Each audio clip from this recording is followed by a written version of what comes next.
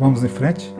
Vem comigo. Se os homens pudessem ter o domínio de todas as circunstâncias de suas vidas, diz Spinoza, não se sentiriam à mercê dos caprichos da sorte, isto é, a ordem imaginária do mundo como encontros fortuitos entre as coisas, os homens e os acontecimentos.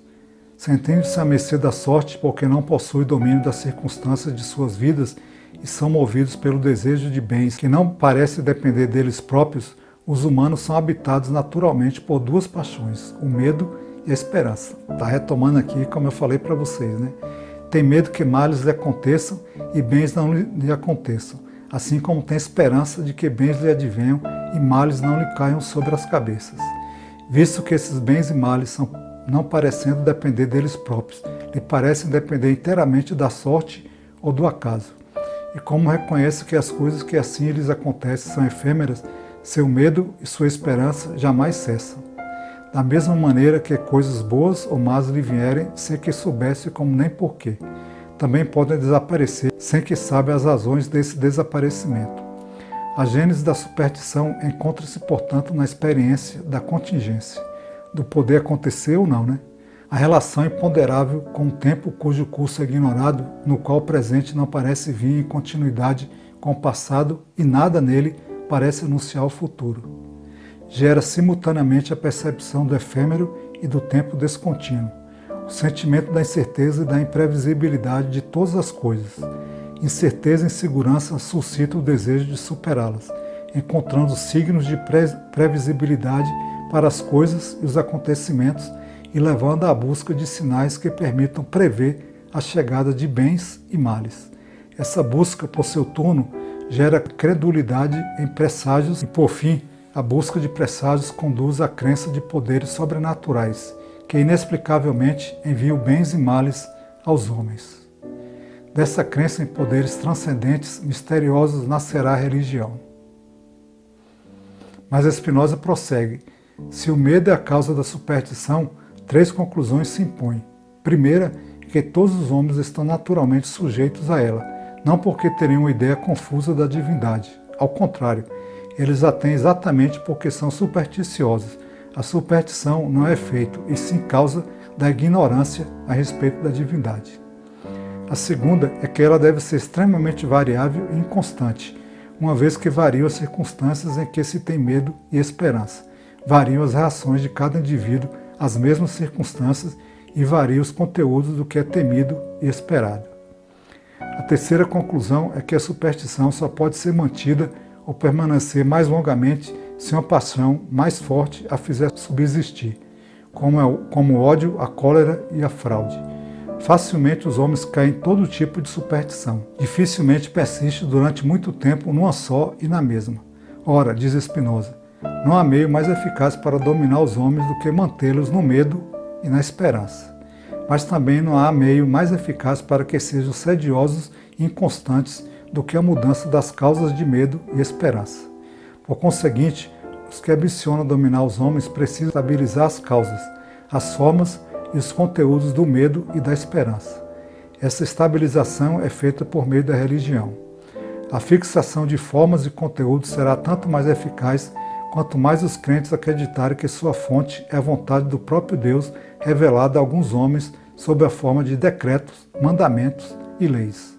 O poderio religioso torna-se ainda mais forte se os diferentes poderes que governam o mundo forem unificados num único poder onipotente. O monoteísmo é a religião mais potente do que o politeísmo. A força da religião aumenta se os crentes estiverem convencidos de que o único Deus verdadeiro é o seu e que ele os escolheu para enviar as suas vontades.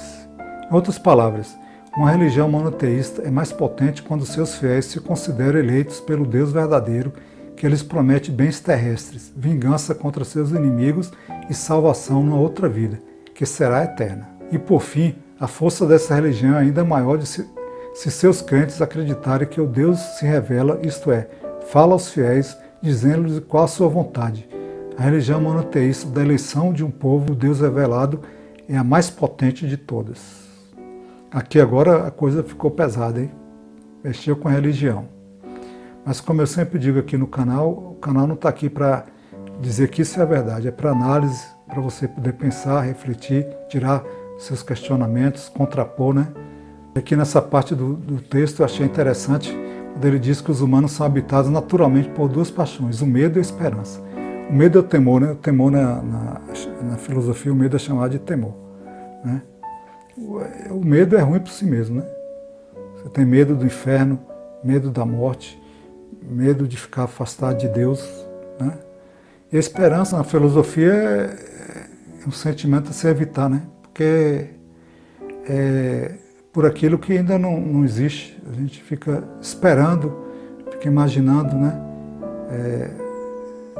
Ficamos realmente impotentes, né? Então a esperança não é muito bem vista na filosofia, não. Achei outra coisa interessante aqui no texto, que é esse sentimento de incerteza, né?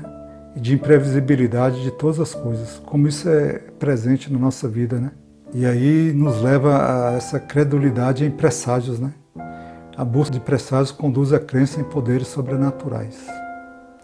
Porque para o homem, inexplicavelmente, eles enviam bens e males aos homens, né?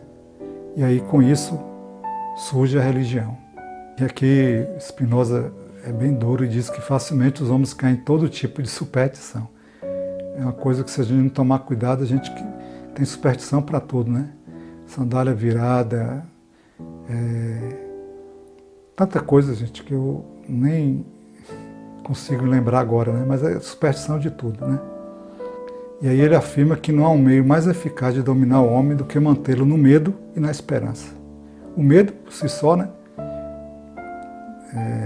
E na esperança de que não, amanhã vai acontecer, amanhã vai ser diferente, você vai ganhar o céu, você vai ter uma vida melhor, o que você não conseguiu aqui você vai ter na eternidade.